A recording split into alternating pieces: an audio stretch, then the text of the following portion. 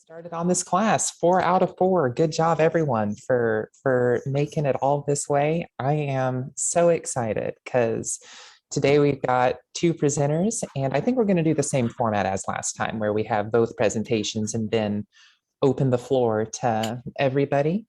And our first presenter should be a pretty familiar face. It's Brother Pop Khan. He's going to tell us all about the Bodhisattva vows. And the second presenter may or may not be a familiar face at this point. That's me. I'm going to be doing a review of all the stuff we've done so far. And without further ado, take it away, Pop Khan. Tell us about the Bodhisattva vows. Thank you, Lily, so much. Hello, everybody. So today I'll be speaking a little bit about the Bodhisattva vows and Bodhisattvas in general. So if you give me 1 second, I'm going to shoot the presentation here on the screen for us all to see. Okay. And does everyone see that okay? Yeah? All right. I see thumbs up and heads nodding, so that means good. All right. So Bodhisattva vows. So as Buddhists, we're all about vows.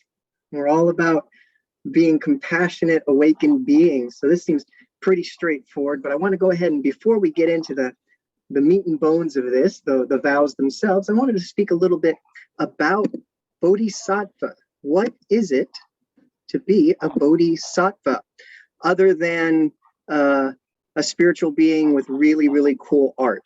That was my first introduction back in my baby Buddhist days, were seeing these wonderful works of arts depicting different bodhisattvas. Here in the bottom right corner, we have the 1,000-armed Bodhisattva Avalokiteshvara. And then over here on the middle and left, we have a couple representations of Kashidi-Garbha, the Earth Store Bodhisattva. So all sorts of, and there's tons of other ones, just within Mahayana and even more in the Vajrayana, or our Tibetan brothers have many bodhisattvas and enlightened beings and teachers in the spiritual realm and all sorts of things. So this is a very vast topic, but we're just going to hit the key points. So where we can get practicality and benefit in the here and now. So I want to get a little bit of background on this. So in early Buddhist schools, as well as in modern Theravada Buddhism, a bodhisattva, in Pali, this is pronounced bodhisatta, refers to anyone who has made a resolution to become a Buddha and has also received a confirmation or prediction from a living Buddha that this will be so. And as always, my presentations have all of the my references and citations either built in the presentation or at the bottom in the footnotes. So if anyone wants to study further, I'll find a way to have these presentations posted somewhere where you can also grab those if you want to look at the citations and references. In Mahayana Buddhism, a bodhisattva refers to anyone. Again, this is anyone again, no preconceived requirements, just a person or a being, I should say, who has generated bodhicitta. This means the mind of awakening, or the Buddha mind, or the mind heart of awakening. And it entails a spontaneous wish and compassionate mind to attain Buddhahood for the benefit of all sentient beings. Now, this is probably the most visible differentiation between the Bodhisattva ideal between the Theravada and Mahayana, and that is Theravada typically, now this is a gross generalization, so take it with a grain of salt, but typically in traditional early Buddhism, the highest ideal of a person was arahantship.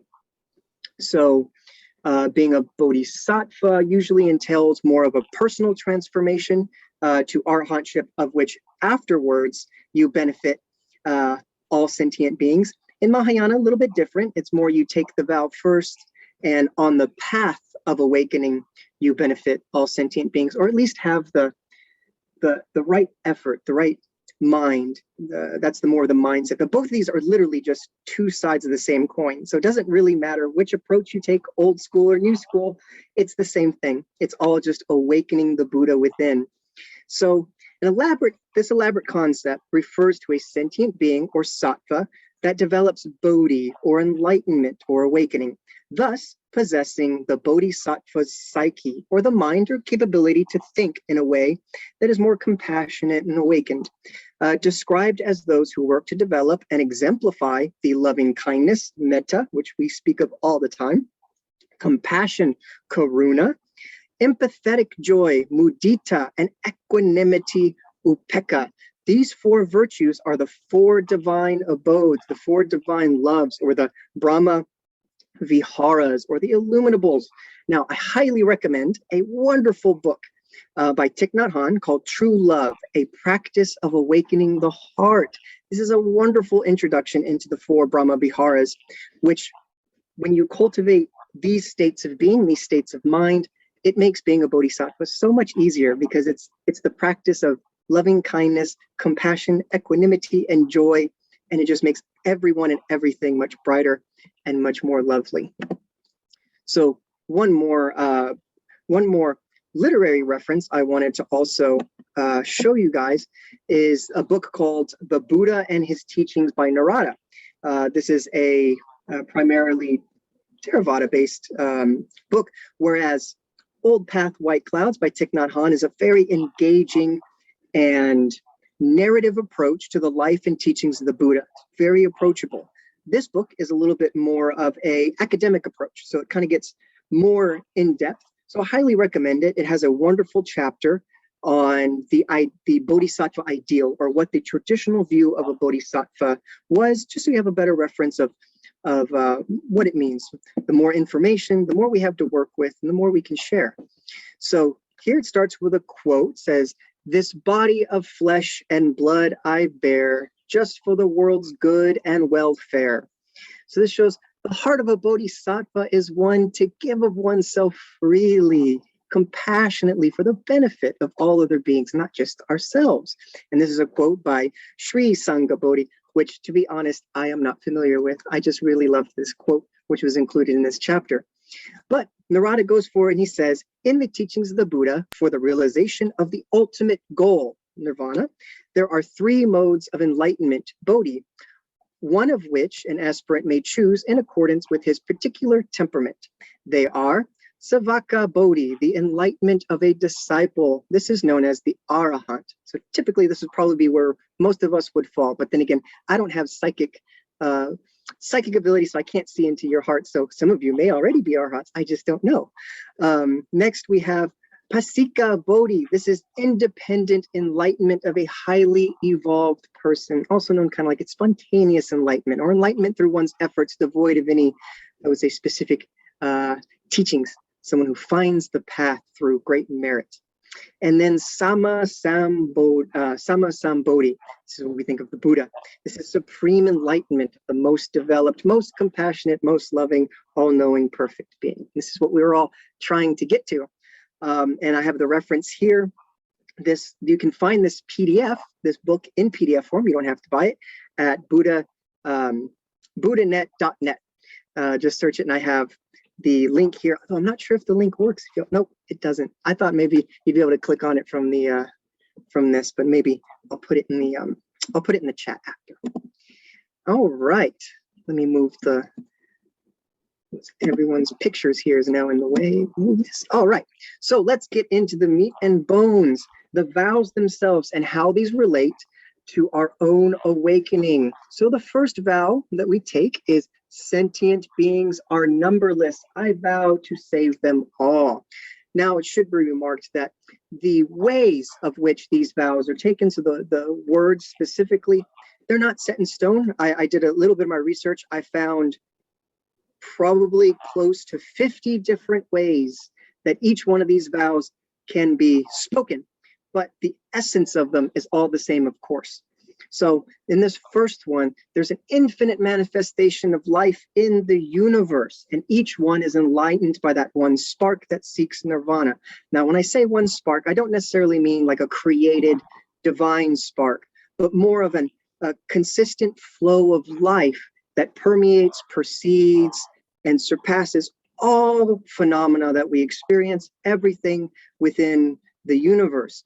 This has a common, there's a common source to all things. So all things are interconnected. They have no real independent nature.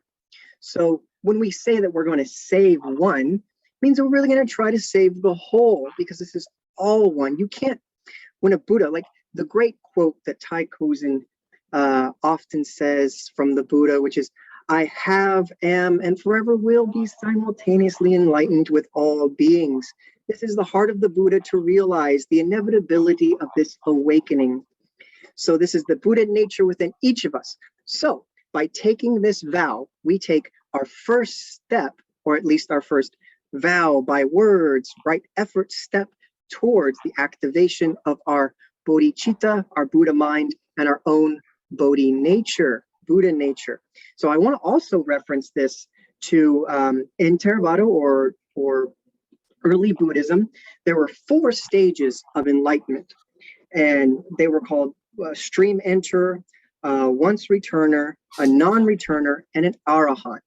Now, I like to try and piece things together in a systematic way. When I was reviewing this, I saw the first vow as being somewhat analogous to becoming a stream enter by making the statement that sentient beings are numberless, to see the state, to use right view, to use the Four Noble Truths to see that all beings in the exact same situation, and in fact, they are us as we are them.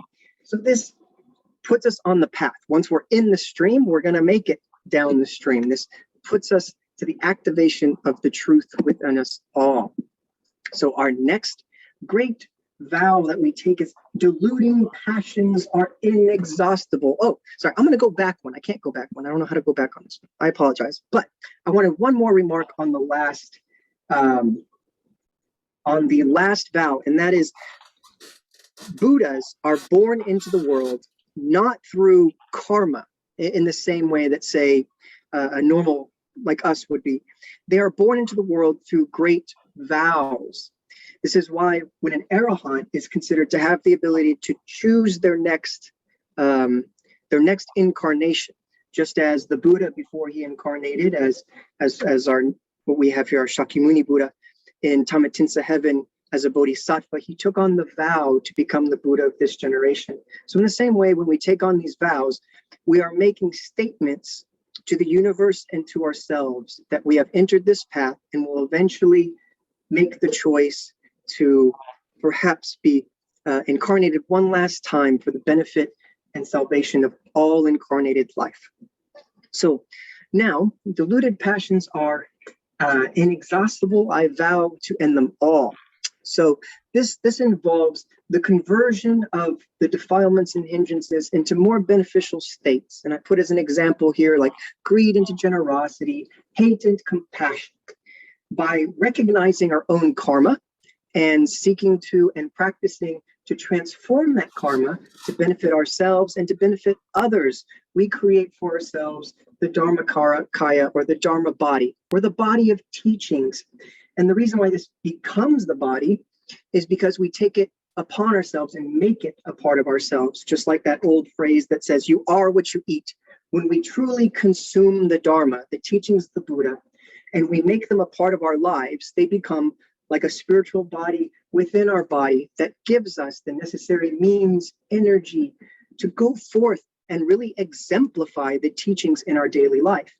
Now, this is what allows us, when we become the teachings, regardless of future incarnations or whether or not there are future incarnations, it instills within us a value, a commodity of knowledge that is infinitely beneficial. It completely sets our path, kind of adds rocket fuel to the path for us, because not only are we someone who knows the teachings, but we are now embodying the teachings. And this is what it means to take on this vow, to vow to recognize these things in ourselves and perhaps in the world, and seek to change it through compassion.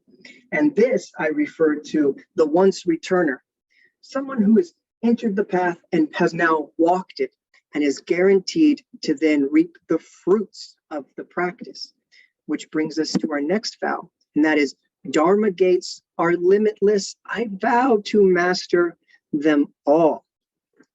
So Dharma gates are kind of this, I have to admit, I've done some study of Dharma gates, but it's still this quite vaporous thing. Dharma gates are, as far as I understand, modes of practice, modes of awakening, forms of transformation, different approaches, teachings, teachers, and situations of which we can transform in.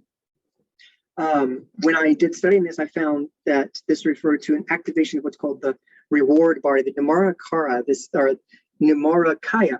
This is which the physical manifestation of the Buddha, the actual manifestation of the teachings into our very here and now, the very moment. This example would be Gautama Buddha's body, the Sambodhikaya, which is the reward or enjoyment body, wherein a Bodhisattva completes his vows and becomes a Buddha. Now, this is the reward of this vow, in which maybe perhaps have not obtained full Buddhahood, but have obtained enough merit and spiritual, I would say, acumen to be of benefit on multiple planes. And good examples of this be like Amitabha, Vajrasattva, and Manjushri are examples of Buddhas with the Sambodhikaya body. Now, this is all very, very, I would say, not practical in the moment teachings. So how is this made practical? And this is, as students, we look for opportunities in everyday life for transformation and awakening. We, not just in books, teachings, and lectures, but we look for the everyday situations of which the Dharma can be seen and awakened. This is a mode of practice exemplified and reinforced by the vow to bring your practice into everything. Practice isn't just on the cushion, it's not just in front of the statue, and it's not when we're wearing robes, but it is every moment of every day. And this, when we say this vow, we make a vow, we make an honest effort to try and bring that practice into every moment, to open every Dharma gate possible. So the last vow is the Buddha's way is supreme. I vow to attain it. This is the loftiest goal, the loftiest vow, attainment one can aspire to, but it is so doable and attainable because we have an example, Shakyamuni Buddha. So this is the activation of Buddhahood, the vow that guarantees stepping onto the other shore of liberation. So we're saying to ourselves, to the universe, and to all beings listening, that from this moment on, when we take on these vows, we vow to have a compassionate heart and a mind of awakening, that every step that we take, every mindful breath that we make, every future incarnation that we may or may not have will be dedicated towards exemplifying the teachings of the Buddha, bringing compassion, love, equanimity, joy into all life. This is a great statement. So if anyone is wondering, should I be taking these vows, look into your heart deeply and say, do I really feel that benefiting others, that my life can have worth in a way to be of the most benefit and help, not just to myself, but to all people, to understand the connectiveness of all beings, and that when we have joy, that is joy for us to share. So when we take on these vows, it's not a staunch, like if I break this, if I do something that's selfish, I've broken the vows, I'll never attain Buddhahood. That's not what this is about.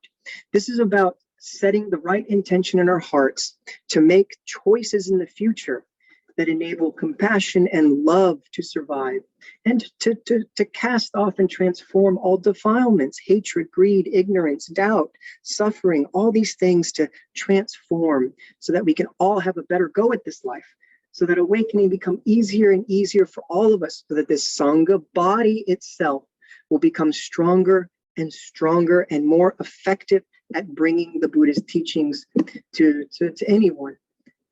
So I wanted to end with this last phrase here from Narada. And it says, as the man Prince Siddhartha, by his own will, wisdom, and love, attained Buddhahood, the highest state of perfection any being could aspire to, and he revealed to mankind the only path that leads thereto.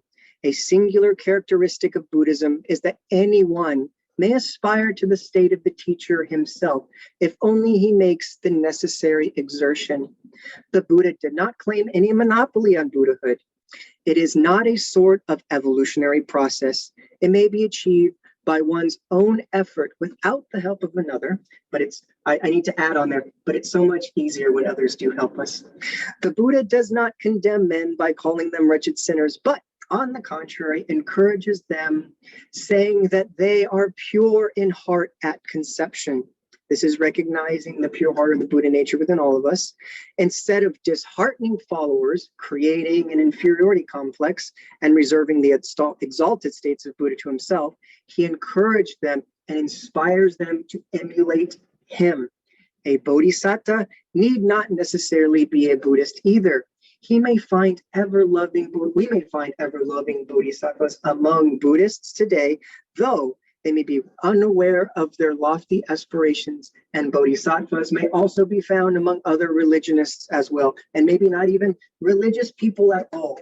You see, when we have a compassionate heart seeking to benefit all beings, regardless of any external trappings, we have the heart of a Bodhisattva. We have recognized without any symbols or signs that there's something pure within us that we call the bodhicitta, or the awakened nature. So these are our final vows here. I have them here. I'm actually not sure. I'm going to turn this back over to Lily to see if we had a specific time when we were going to take those vows. But otherwise, that was my last slide. Thank you all for listening. I appreciate it. I hope that some benefit can be found, and I will also work on getting that link posted if anyone wants to do some further studies. Thank you so much, Saifat Tan. That was absolutely beautiful. And as far as a specific time to, take those vows if you choose to, that's a week from today. That's 1 week from today. It's going to be a whole ceremony. We're going to get all of our, ordained and transmitted teachers in here, and you'll have a chance to take those vows and to take the 3 refuges and to take the 10 precepts. And if you want to choose to commit to the path in the context of the community, then that'll be a really good opportunity to do that. And if you want to get a Buddhist name, a Dharma name as well at the same time, then you'll be able to get one of those as well. And thank you again, Phapton. That was just delightful. And I wanted to say that right as you were talking about that 4th vow, that the Buddha's way is supreme, I vow to attain it. Right as you said, this is something that we can also do and aspire to. The sun right here in Olympia just started beaming down, came out from right behind a cloud. And I thought that was just so beautiful. All right. And I'm sure all of y'all have got so many questions for Phapton, and I hope that you hold on to those until the end, because we're going with the same format as last week. And we've got one more presentation in this class, and I'm going to be giving that. And that's going to be a review of all the presentations we've done so far, and the 3 refuges, the 4 noble truths, the noble eightfold path, and these 4 bodhisattva precepts. But first, I want to tell y'all a story. So the Buddha was a teacher for many years, for a long time, and he had a whole lot of students, lots of monks and nuns and lay people that he taught, and he taught them all kinds of things. But one day, one of his disciples, who is this guy Malunkyaputta, who is this monk, was thinking to himself, well, I don't know if I can keep this up, because I've got these questions and I need them answered. I need the Buddha to answer my questions. And so he went to the Buddha and he said, I have these questions and you haven't answered them. So please just give me these answers. I need it. And he rattled off this whole string of, he was asking, is the universe infinite or is it finite? Did it exist forever, or was it created at some point in time? And what about life after death? Is there a soul? Do you have a soul, or you just die with the body? And he had all of these, big existential, metaphysical, the kinds of things that you might find yourself asking when you go on a spiritual quest, And the Buddha said, Brother Malankya, right now you're reminded me of a man that just got shot with a poison arrow, and the arrow's still in his flesh and the poison seeping in. And someone comes up and says, look, let me pull this poison arrow out of you. But the guy who's been shot says, wait, don't pull it out yet, because I need to know what the name is of the guy that shot me. I need to know who his parents were. I need to know how old he was. And what about this arrow? What kind of wood is the shaft of it made from? What kind of bird did the feather come from? And, was it made by a master, arrow craftsman, or was it just kind of thrown together? And all of these irrelevant questions. And Brother Malankia, you're like someone that says, I won't let you take this poison arrow out of my body until I have all of these irrelevant answers. And the Buddha says that, when I teach, I'm teaching like that. I'm not answering metaphysical questions for the sake of philosophy or speculation. I teach two things. I teach about suffering. I teach about the end of suffering. And that's the essence of the Buddha's way, that it's not, here's a list of metaphysical propositions that you agree to and a creed you recite and beliefs you have. It's methods. In Buddhism, we're not so big on absolute philosophical truths that you can state and hold on to. We've got techniques, and those techniques are directed at a goal. And so with that in mind, that spirit in mind, that's how I want to go over the review of all of these things that we've been talking about and that we've got this wonderful teaching about, because none of these are metaphysical truths. This is not, an Apostles' Creed, and this is not a book of philosophy. Every single one of these things, take it as a method, take it as a technique that you can use. And you know what you use it for? You use it for, I thought Thomas talked about this a little bit. He was talking about bodhicitta, right? That mind of enlightenment, the spirit of awakening. And he was talking about the Buddha nature, because here's kind of the big spiritual secret of Buddhism, of Zen, is that enlightenment is not something that you're going to go and find and get. You don't have to destroy your separate self and annihilate that, and then you get to become one with the universe. You're already one with the universe. You are already not separate from it. You are just one corner of this universal, already enlightened reality that happens to be in the shape of a particular human being, that happens to be in the shape of Margaret or Dave or Fopton or Gretchen, and that shape has curly hair, or Marjorie, or any of you. And you don't need to go looking outside of that reality that's happening right now, literally right now, to find enlightenment, because that's how enlightenment is noticing that exactly the way that it is, and not imagining that you're something separate from it. And this is not poetic language. This is not rhetoric. I'm not exaggerating or speaking for effect. It's not a metaphor. This is literally true. And every single one of these methods, these techniques that we've been learning, is a way to recognize that reality and that truth, and a way to act on it and to act accordingly. Because, a question you might have that's come up is, well, there's already this Buddha nature, for all Buddha already, then what's the point of practice? Why bother meditating and taking vows and everything? And the answer is that, well, a Buddha doesn't run around mistreating other people and causing suffering. The whole point of a Buddha is to do the opposite of that. And if you are Buddha and you notice that and you see that firsthand and you recognize that, then, you had better not run around causing suffering, right? Like, you're Buddha, you need to act like it. All of us need to live up to that truth and that reality, because that is the truth and the reality. And so on that note, that's enough just talking. I'm going to bring up some stuff from our chant book, and I'm going to put the link to the chant book in the chat also, by the way. This is something that, we use every day in the services, and all of these methods are in there already. So first, let's talk about the three refuges very briefly.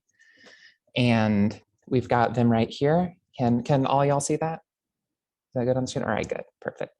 So I take refuge in the Buddha, and that just means you recognize that reality of enlightenment, that reality of Buddha in every single moment. And you know that that's there. You can trust it. You can take refuge. Whatever happens, you can trust and have that faith and that knowledge and that reliance that that's there. And so taking refuge in Buddha is something that you say in a ceremony, but it's also something that you can do every day and every moment to recognize that truth of awakening. And I take refuge in Dharma is the second one. And that's kind of the same thing, because what is Dharma? Dharma is what the Buddha teaches, but it's also just the way that things are. It's the way that things naturally are and already are. And that's why the Buddha teaches it, right? Is because that's how it is. And you can trust that the world is going to operate the way that it needs to. And then it's going to be the way it is and needs to be. And you can take refuge in that. And I take refuge in Sangha. Well, I've said that every single one of you is Buddha. And you know what that means? That means that everywhere you go, every single person, every being you meet is also Buddha. You've got something you can learn from each one of them. And sometimes the thing to learn from what somebody is doing is, well, maybe I shouldn't do this because that's gonna cause all kinds of trouble. But that's still a lesson you're learning. That's still Dharma you're learning. And so that's kind of another layer of taking refuge in the Sangha, is recognizing the reality of that Sangha everywhere, and all of the beings that you can learn from and that you have the opportunity to love unconditionally and to serve. And so the three refuges are methods for recognizing the Buddha nature and acting accordingly. And next, we've got the, oh, hang on, there we go. Just had a little bit of trouble clicking my mouse there. But next we got the Four Noble Truths. And the thing about the Four Noble Truths is maybe these look like, metaphysical propositions, beliefs about the nature of the world, but that's not really what they are, right? Like, life is lived with dissatisfaction, the truth of suffering. You don't need to go out and prove that logically. You've experienced suffering. Every single person here has experienced this truth and found that in their own life. And once you recognize that, once you see that suffering in yourself and in others, and if you're not separate from the universe, then there isn't really your suffering and other people's suffering, is there? There's just suffering. There's just suffering. And then there's the second noble truth, which is the things that cause it. And that's all that these Four Noble Truths are, right? Is when the causes of suffering exist, suffering exists. When the causes of the end of suffering exist, then the end of suffering exists. And so that brings us into the third one, which is you can cease suffering, and there's things you can do to make that cessation happen. And also, to be clear, this doesn't necessarily just mean that, once and for all, you're done with suffering, and before that, it's nothing but suffering all the time, and after that, there isn't any at all. But what it means is that, in the moment, instant by instant, you can see, oh, wait a minute, there's suffering because there's this ignorance and craving and hatred in my mind that's causing it. And then you can say, well, I let that go. I let that go. I transform that ignorance and craving and hatred. And as a result, I find that now there's the cessation of suffering.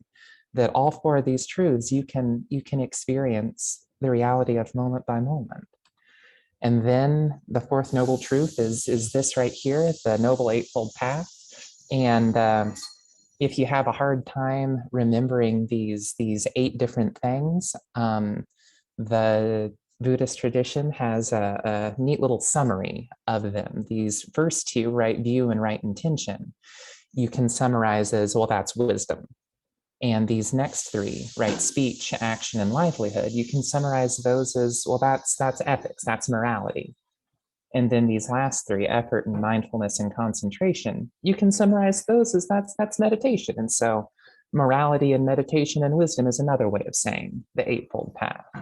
But every single one of these, all eight, these are also just methods that you can use to do the same thing, to recognize this reality of enlightenment. And through that, find that your suffering and the suffering of others is released. And right view just means, recognizing the truth of how things are, instead of saying, well, I have this notion of how it ought to be, and I'm gonna twist myself into a knot trying to see things the way I imagine they should be, even if reality doesn't bear that out. Like, right view means you don't have to do that. It means you can stop doing that. And right intention just means that you don't have to think, well, I need to get mine and, screw everybody else, and I'm going to hurt other people to get what I think is important. You don't have to do that either, because you don't have to maintain that sense that you're separate from everybody else. And so once you recognize that, you can act with the intent to release suffering, whether it's mine or someone else's. Doesn't matter whether you think it's yours or whether you think it's a different person's. And then, with these three morality spokes of the wheel, you're just bringing this practice and this approach into these different spheres of your life. That you practice compassion and love and wisdom when you're talking as well as when you're acting. And you do it when you're acting, and you even do it when you're at work. That you don't say, well, I'm getting paid some money to do something that goes against my conscience and that I think is unwise and un-Buddhist, but if it's for my job, then that's fine. They're like, well, maybe you want to bring the practice into that part of your life, as well. And then with these last three, effort and mindfulness and concentration, right effort is one that's particularly interesting to me. And there's an excellent book that Taikozen recommended a while ago, and I can put a link to that in the chat as well, but it talks about ignorance, craving, and hatred, which are called the defilements sometimes, but it also talks about right effort. And a right effort doesn't mean that, you have to twist your body into the most perfect yogic posture, and you have to, learn the most intense meditations and concentrations and memorize books and books worth of Sanskrit mantras, and you have to just go hard all the time. That no, right effort just means persistence. It means that you keep coming back to the practice every day, every moment. It means that if you realize, well, maybe I shouldn't have done that, you don't, you do like Thaptan said, you don't say, oh, well, I give up, I lose, I'm done, I'm defeated. You just say, well, maybe I'll do it a little bit different next time. And that's right effort. It's just persistence. And then mindfulness and concentration. And those both touch pretty directly on what we think of as meditative practice, right? And at least the way that I understand it is, you practice meditation when you're sitting on the cushion and when it's a formal meditation period. Maybe you're at the temple, or maybe you're at a Zoom service like we are today. But you also practice that non-judgmental, ongoing, open-hearted awareness of the present moment when you're not sitting on the cushion and when you're not, at a temple service. That this is not something that you do once or you do once a week and then you're done. This is something that you keep doing perpetually every day. And that comes back to the right effort. That there's this idea of endless, eternal training, that training does not cease. It never ceases. There's a wonderful teacher named Jiu Kennett Roshi, who some of y'all may have read some of her books. And she went and got trained in a Zen monastery in Japan back in the 60s. It's a British woman, but then she came to America, to California, and founded a monastery here. And she writes about finding that spirit of endless endless training in every moment of your life. And I recommend her very much. And then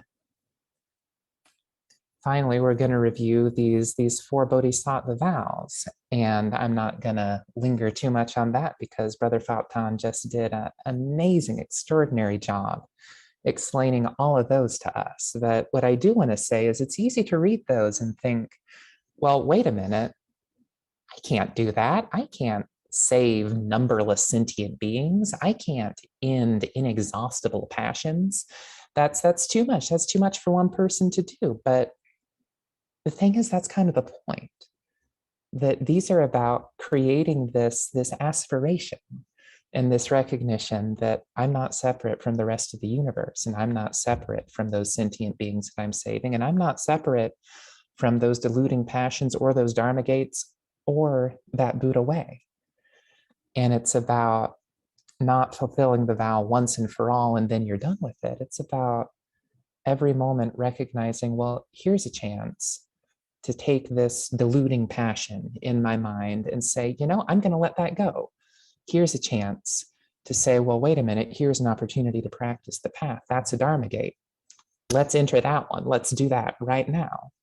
And it's this continual thing. And that comes back to the ceaseless training, right?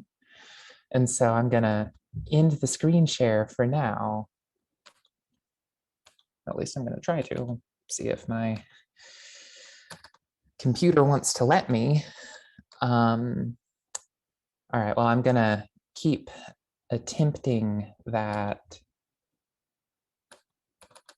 And is that screen share still showing for all of you?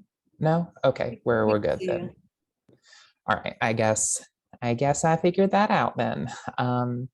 But yeah, so that's about all that I've got as far as a review goes. And I just wanted to say that it's been such a joy and such an honor and such a pleasure to get to study Dharma with all of you. And I just wanted to thank you all for coming. And now we've got an opportunity. You can ask whatever questions that you would like. And also, if you want to talk about using any of these methods in your own practice, in your own life, this is a great time to do that as well. So thank you all. Thank you all again so much. And I'm going to open the floor up right now to any questions, any comments, anything whatsoever.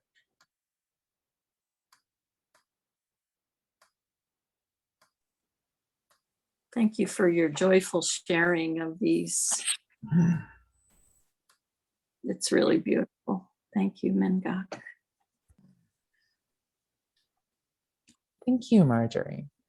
And my Zoom is still acting up a little bit. So if you've got something to say, I may or may not be able to see you raise your hand.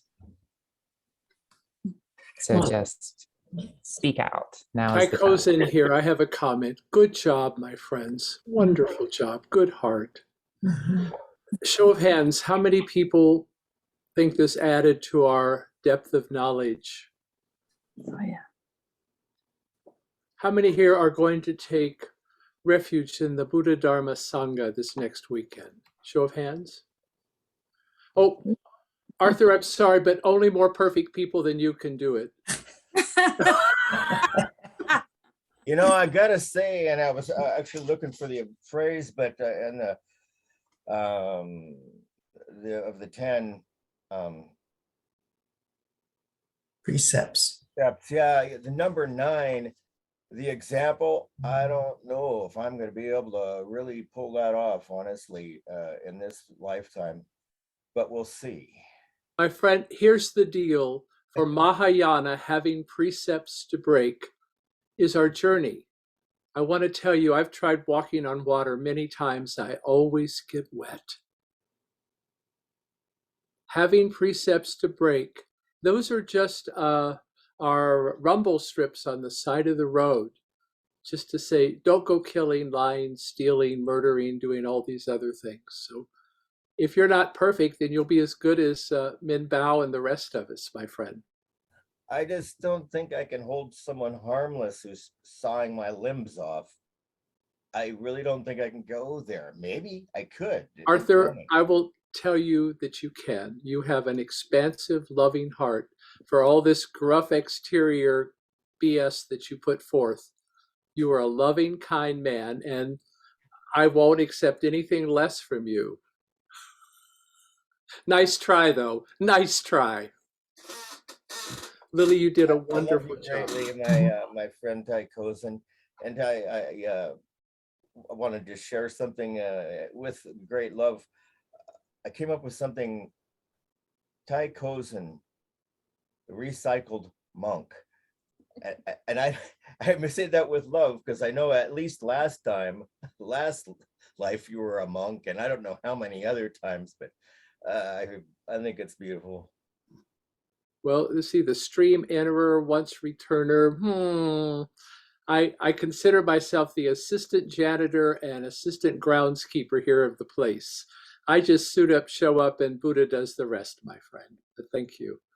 I do want to hear, though, from Dave. Dave, how was this for you?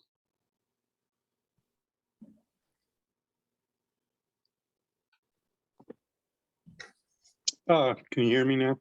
I Yeah. can hear you. Thank you. This has been wonderful. I started my journey a few years ago, and I have, I don't know, successfully destroyed quite a few of my memory cells. So it has taken me a little while. Ted is now helping me, and I am going to take my vows. And the thing that's amazing to me is that this is a lifelong journey for me.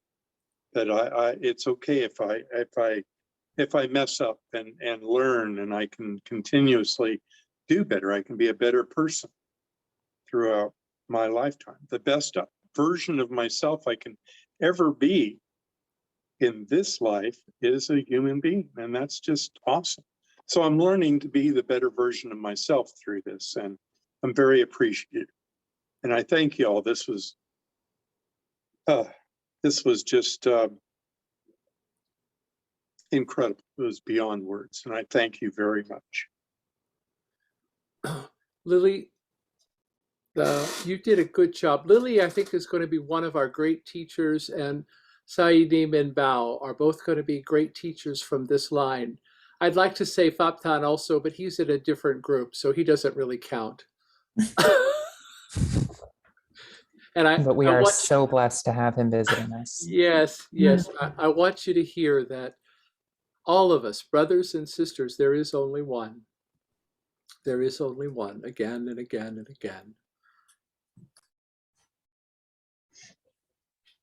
Well, I'd like to just share, I want to share my thanks as well for these incredible teachings, but I want to share my surprise because I really thought that the vows would be vowing to follow the Eightfold Path and vowing to know the Four Noble Truths, etc. So the vows that we're going to be asked to take are new to me and very interesting. And I guess I'm assuming that those vows include our intention to follow the Eightfold Path. So it's all packed in there, at different levels. But these are new. I'm very interested, and we'll be reviewing those this next week before I take those vows. Yes. Very interesting. Remember, having vows to break or not being able to follow is perfect. Phap Tan truly is within our Vietnamese lineage, so he's not within our direct line, but he's so close it hardly matters. I will give you all heads up. There is no vow to bring Ted chocolate chip cookies. I don't care what he says next week. It is not part of your vows, all right? And if you'd all look at Patricia Johnson on your screen, Ruth Fuller Sasaki was a socialite in Boston, married a Japanese Zen priest, went to Japan, became ordained as a Japanese Zen priest, looked very much like Patricia does with her hair all done up and everything, pearls on and black monk robes. And that was my first first person who ever told me, yes, I was Zen Buddhist. So every time I look at Patricia, I go, oh, yikes. Well done, my friends. Julie, Minjak, Lily, it's all yours. Thank you so much for your wonderful heart. Thank you guys for attending. And I'm sad that our internet is not better. And Faptan, you keep kicking the can way out of the ballpark. I just don't know where you're going to end up, but I hope to be able to watch it for a long time. I'm going to sign off. Lily, it's all your show. Thank you. Please offer merit for this practice. Absolutely. Lily, Faptan, Saini, Minbao, and Ted are the future of our line here. So we're doing the best we can, and there's some wonderful chances for all of us for growth. So I just want to honor the students that are working so hard to get even gooder and gooder. Thank you. Thank you. And before we offer merit and close out, Lily, excuse me, I misspoke. Also, Reverend Scott. Reverend Scott is here as He well. was a sneaker in there. I didn't see him. Please accept my apologies, Reverend Scott. And of course, Venerable Jeff is down there, one of our fully ordained masters. Bye, my friends. Thank you so much, Taikozen. And I just wanted to say two things right quick before we offer some merit and close out. One of them is that I can't actually see any of you on the screen right now because my Zoom is acting up in ways that I have not seen Zoom do that for me before. So I apologize if there's anything that I'm missing or haven't been able to, see someone raising their hand because of that. And that leads me to the other thing I wanted to say, which is that, any parting words, any parting comments, now is the time. And I might have a parting comment myself, but I'm gonna open up the floor to I would like everybody else here. So just, yes, please speak, because I can't see you raising your hand. So you just gotta say it. Lily and Faptan, I would like to say you guys were so amazing and quite perfect, and you brought a lot of depth. And well, I guess what the Master Kozen said, Faptan, you kicked it out of the ballpark, but Lily, you did too. You really it was thick, very rich teachings from both of you. Thank you very much. Thank you so much. And any parting words or wisdom or anything from anybody else? I was just wondering about the first vow to save all beings, and that feels really kind of heavy. Is it okay to switch that up and say I vow to love them all? You can't kill mosquitoes. There's already so many different ways of phrasing it that the exact wording or the phrasing isn't really, I would say, what matters. That what matters is more the spirit and the aspiration. And you're right, it's a big aspiration. It's a heavy thing. And what it makes me think of, though, is there's a line in the Diamond Sutra, which is a very beloved Mahayana sutra. And that line that goes in the Diamond Sutra says that, well, what does a bodhisattva do? A bodhisattva saves sentient beings, but also not a single sentient being is really saved. And what does that mean? That just means that, you're not separate from the other beings in the universe. None of them are separate from you either. Mm-hmm. And so the way that you enact this vow is you do the best that you can right now with what you've got in the moment that you're at. And as long as you continually practice that, then as far as I'm concerned, you're fulfilling that vow and you're practicing that vow. And, loving all sentient beings and loving every being that's in front of you, that's a way to do that as far as I'm concerned. And Really? Specific wording it's just words. It's just wording. Yeah. Lily, thank- this is Min Bao. I would like to, Margaret, you inspired me. I love your idea of loving all sentient beings because love is a way of, air quotes, saving people as well. Sometimes people just need love. That's all, sometimes that's all we have to give.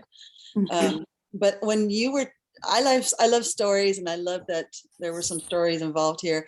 But when we were going through those vows, and that vow also gets me too. How can I save everybody? How can I possibly do that?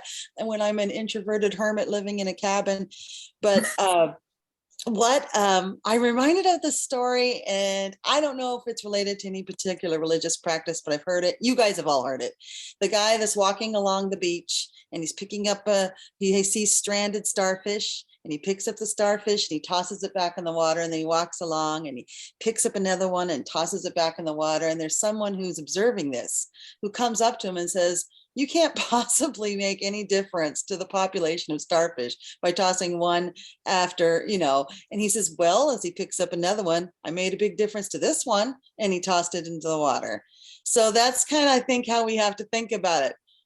We can't possibly meet everybody in the universe and save them or give them a hug, but we can with every person we come across. And I think you will find, as your bodhicitta rises and as you are opening up your heart to this, people will come to you. Maybe it's the robes, but I get approached a lot by people who just need one little tiny thing. It's just a little something, maybe just a listening ear or just a laugh. And that's picking up the starfish, and you made a big difference for that one. So I think that's one way to look at that first vow. Good. Thank you for that. I really appreciate that. Thank you so much. Oh, sorry, go on. Well, just my own codependency, that triggers some of that word. So I'll be happy to share that as love. Absolutely. And, the other thing I would say about that, two things actually. One of them is that, you don't need to, like, if a particular phrasing is going to be causing you suffering and bringing up stuff in your own psyche, Yeah. it's going to cause suffering. You're also a sentient being, it's not about taking on all the suffering that you can and being as miserable as you can so that other people can be happy. Like we're all in it together. We all get there together. And that's the other thing I was going to say too, is that if you can see that you're not a separate being from the rest of the universe, then the aspiration of these vows, it's not that you personally, individually, as distinct from the rest of the universe, have to go and pluck every single sentient being out of their suffering. It's that you're part of this larger process, this larger reality that is itself the vehicle through which saving all beings from suffering is accomplished. That you're a part of doing it, and you don't have to do it 100% by yourself. And that's also what it means to take refuge in Sangha, is that we're in it together as far as looking to others for learning about the way. We're in it together as far as going to other people to relieve our own pain, but we're also in it together as far as working with everybody else to to save beings and to love beings and to end suffering. It's a big responsibility, but it's a shared one, and we're all part of it. Thank you, Mingok. Thank you, Min Bao. Guarding my thoughts, in each moment, and watching, myself, and in quite a few moments now, I've been experiencing envy as I see Guinevere in her elfish land, being amongst the tulips and having that experience. I actually feel this envy coming up. It's such an awesome, awesome thing. This is River. I would love to add something. I was so inspired by your words, Minshok, and I wanted to add something that came to my heart as I listened to you speak. My mother used to say something when I was younger, that if you want to help the people that you see that are hurting around you, help yourself first. And I think that one of the things that helps me recognize that I'm living in an illusion of separateness, to use Thich Nhat Hanh's words, is to recognize that when I am kind to myself, when I liberate myself, I'm liberating every single person that I interact with in every moment of every day. And so I wanted to share that with you specifically, Margaret, that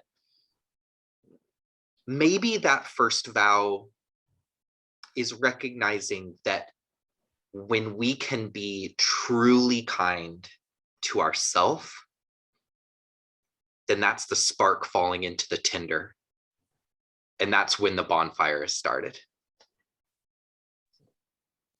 Ooh, I'll claim that warmth. That's beautiful. Thank you.